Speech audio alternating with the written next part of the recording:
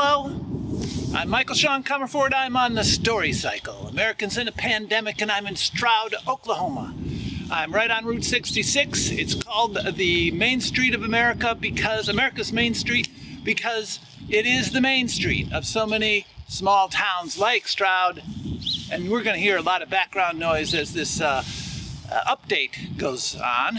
I'm also right in front of the Rock Cafe, which is a landmark on Route 66. And it's been 12 days since I have updated since Rolla, and I wanted to give a little personal background stuff in addition to the compelling interviews that you've been seeing. They've just been spectacular. But I was in Rolla, Missouri, where their bicyclers say, if you didn't know you were in the Ozarks before Rolla, you know you were there afterwards because of the small towns, because of the culture, because of the hills, because of the culture, and it really was true. The hawks were flying by, and the toads were croaking, and they're rustling in the woods of animals, and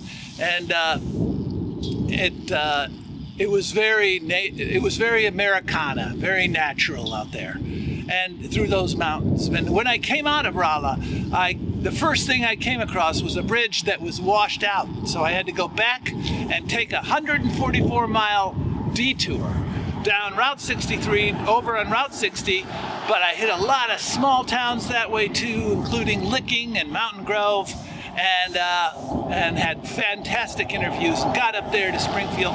Coming out of Springfield, I was on my way to Joplin, Missouri, right outside of Avila, when it couldn't have been a worse time for my tire to go out, but my tire went out. My back wheel was wobbly, my tire went out, and the rain was coming down in sheets. There was lightning and thunder and tornadoes in the next county. And so I get off my bike, I changed the wheel. I think I'm doing okay, but I must have looked pretty pathetic because high on a hill not far from me, an elderly couple was looking down on me, and I must have looked very pathetic because really in desperate shape.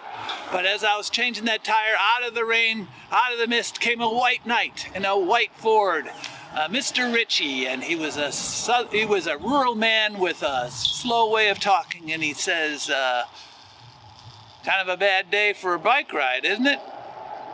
And I had my wheel in my hand. I said, "Nah, you know what? I'm going to fix this. It's been decades since I've changed a wheel, but I think I'm getting it." And he goes, "Well, it's 5 o'clock.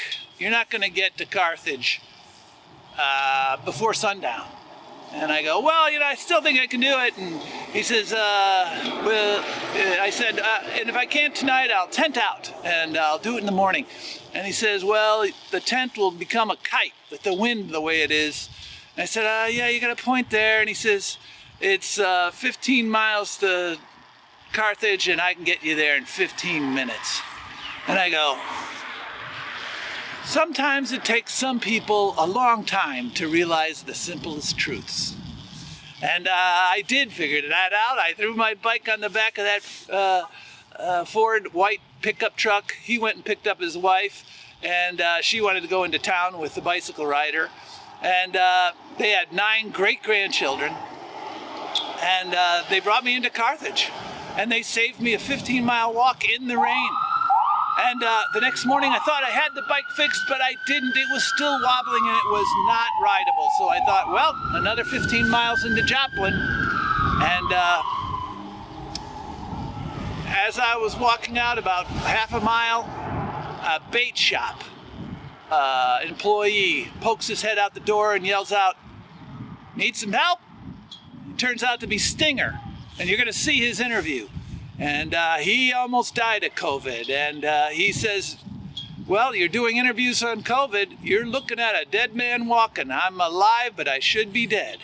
And he pulled up his shirt, and there he had sensors for his heart and his lungs, and he had an amazing story to tell. And then he suggested that his customer drive me into Joplin.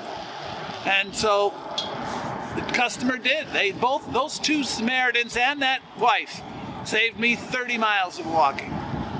And I went into Joplin and I had the bike fixed by the bike specialist there. And coming out of Joplin, about 20 miles into Kansas, that's the route. There's about a 12-mile route, 12-mile section of Kansas that we just kind of skim through the bottom. And I noticed the wheel is wobbling again, and still there's 80 miles to Tulsa and the next bike shop. So I had to, it was a lot of suspense riding that last 80 miles. The weather has been rough sometimes. It's March. It's got to be expected. But like I say, I'm just in awe of the people I'm meeting, the Good Samaritans, the dramatic stories, the folklore. That's what I say. These conspiracy theories are more like folk stories than they are real conspiracies. But all these different ideas about COVID, it's just a menagerie of stories, and I think it's all coming together. I think it's so exciting. I'm so glad you're along with me. It's generating a lot of interest. Come along with me on the road and see you out there. Bye-bye.